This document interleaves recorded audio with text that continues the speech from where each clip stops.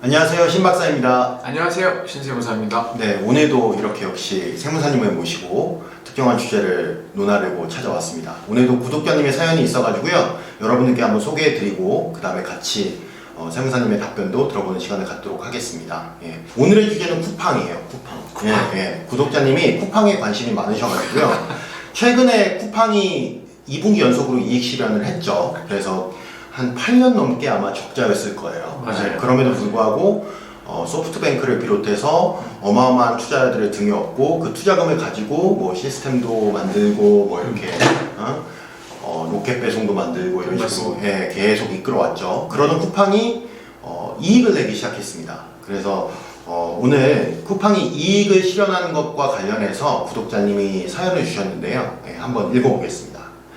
안녕하세요. 국내 스타트업 씬에 관심이 많으며 창업을 준비하고 있는 30대 직장인입니다.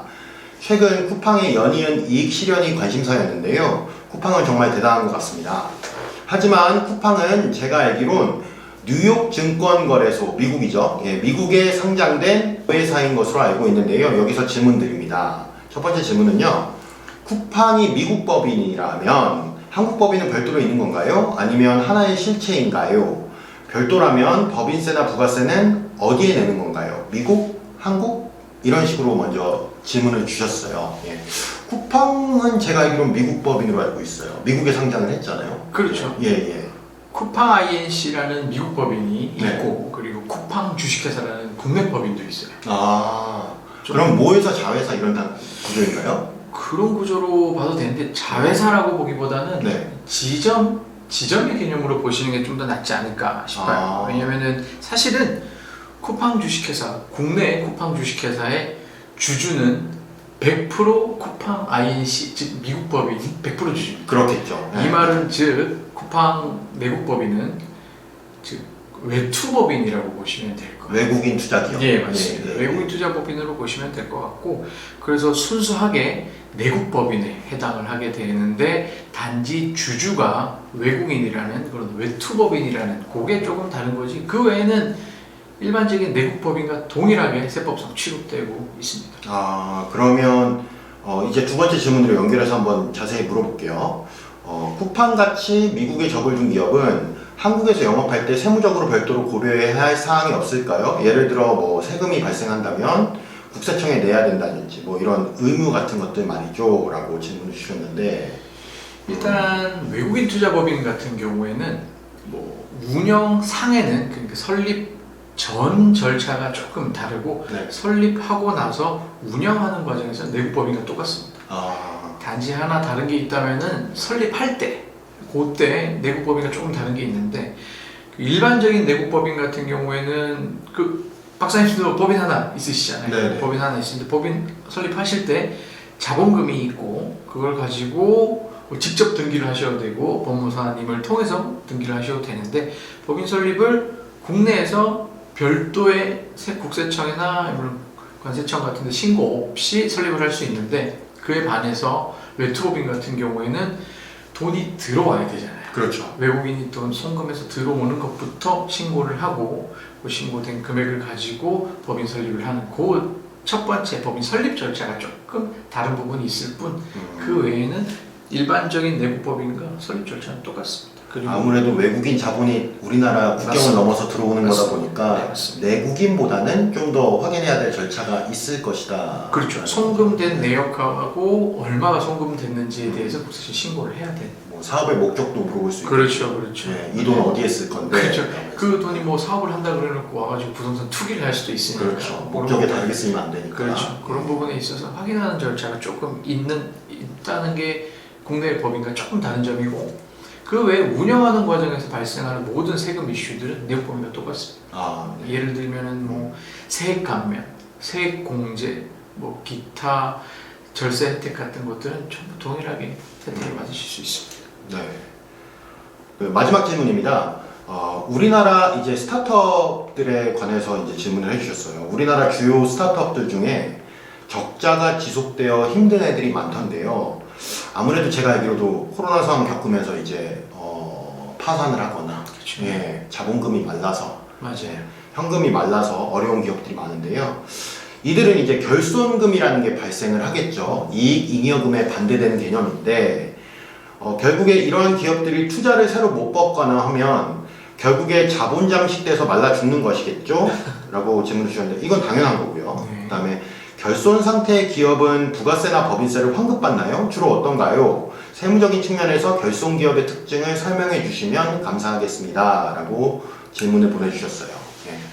일단 자본 잠식에 대해서 조금 간단하게 설명을 드리면 자본 잠식 같은 경우에는 말 그대로죠. 자본금이 잠식된다라는 건데 일반적으로 기업 같은 경우에는 뭐 자본금 1,000만 원에 법인을 설립하면은 재무상태표에 현금과 자본금이 있겠죠. 그렇죠. 예. 근데 이제 수익 없이 계속 비용만 발생하게 되면은 현금은 줄어들 거고 결손금이 늘어날 거란 말이에요. 네. 그렇게 되면은 1,000만 원 자본금에 설립한 법인이 결손금이 500만 원이 생기게 되면 자본금보다 자본금 1,000만 원에 결손금 500만 원이니까 네. 순자산은 500만 원이 되는 거죠. 그렇죠. 결국 순자산이 자본금보다 낮아지게 되면 그게 이제 자본 잠식이라고 하는데 방금 말씀드린 자본금 1,000만 원에 결손금 500만 원의 경우에는 50% 정도 잠식률에 의해서 부분 잠식되었다라고 말할 수도 있을 것 같습니다.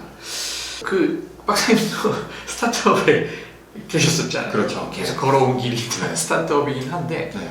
스타트업들이 초반에 힘든 게 매출이 없죠. 맞아요. 초반에 투자를 많이 받아가지고 비용 일단 쏟아부어야 되는데 맞아요. 그 쏟아부을 기간이 짧으면 짧을수록 뭐 성공할 가능성이 높다라고 볼 수도 있는 반면에 그 쏟아붓는 기간이 길다고 해서 무조건 나쁜 것만은 아닌 것 같아요. 네. 요거는 결국 VC 즉 투자자들이 얼마나 믿고 기다려주느냐 맞아요. 그것도 어느 정도 영향을 미치는 것 같은데 네. 결손법인 같은 경우에는 뭐 환급이 발생할 수 있죠. 그런데 모든 세법에서는 환급의 기본 전제 조건이 낸 만큼 돌려받는 거예요. 이게 뭐 예를 들어서 연말정산도 비슷하죠. 그러니까 내가 세금을 10만 원을 내고 결손이 나면 낸 10만 원을 돌려받는 거. 이걸 이제 환급금이라고 하는데 법인 같은 경우에는 환급받을 게 없겠죠. 계속 결손이면. 그렇죠. 계속 결손이면 환급받을 게 없을 거고 돈을 벌어서 법인세를 냈다가 결손이 되면 다시 돌려받는 중소기업 같은 경우에는 소급공제라는 그런 제도가 있기도 하는데 그런 경우에는 법인세를 환급받을 수 있는 반면에 뭐 그 외에는 그냥 결손금만 계속 쌓아나가는 거죠. 일단 낸 게 없으니까. 아 그렇죠. 네. 그래서 쿠팡 같은 경우를 봐도 결손금이 계속 쌓여요. 네. 수천억, 뭐 수조 원대로 쌓여가다가 이제 흑자를 내고 세금을 내기 막 시작한 단계라고 보시면 될 것 같은데 엄청 투자자들이 많이 참아준 거죠. 그렇죠. 네. 쿠팡이 좀 특이한 케이스죠. 맞아요. 네. 왜냐하면 웬만하면 쿠팡 10년이 넘었거든요. 네. 설립된 지. 네. 근데 뭐가 적자가 났다 그러면 투자자들이 넣어주고 투자자들이 넣어주고 이런 식으로 계속 버티다 보니까 드디어 이제 빛을 발하기 시작한 건데 네. 뭐 그에 비해서 이제 법인세 조금씩 납부를 하기 시작한 거고 그 전에는 법인세 환급받고 이런 경우는 거의 없었을 거라고 저는 생각을 합니다. 부가세는 좀 어떤가요? 부가세는 환급 받을 수 있잖아요. 그렇죠. 네.